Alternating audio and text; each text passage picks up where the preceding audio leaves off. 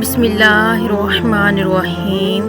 السلام علیکم ورحمۃ اللہ وبرکاتہ۔ آج کا واقعہ ہے حضرت عیسیٰ علیہ السلام کی ابلیس سے ملاقات۔ شیطان 4 گدھوں کو ہانک رہا تھا۔ ان گدھوں پر سامان لدا ہوا تھا۔ حضرت عیسیٰ علیہ السلام نے ابلیس سے ان گدھوں کے ہانکنے اور سامان کے بارے میں پوچھا۔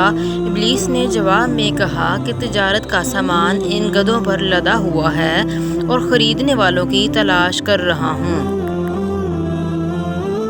عیسیٰ علیہ السلام نے اس کی بات سن کر پوچھا، پہلے گدھے پر کیا سامان ہے؟ ابلیس نے کہا کہ اس پر ظلم ہے۔ حضرت عیسیٰ علیہ السلام نے پوچھا، اسے کون خریدے گا؟ ابلیس نے کہا، بادشاہ وقت اسے خریدے گا۔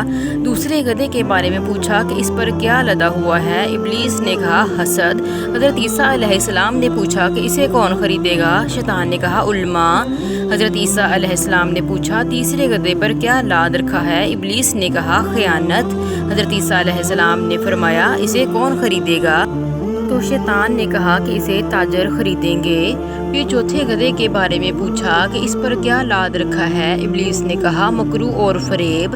حضرت عیسیٰ علیہ السلام نے پوچھا، اسے کون خریدے گا؟ شیطان نے کہا، اسے عورتیں خریدیں گی۔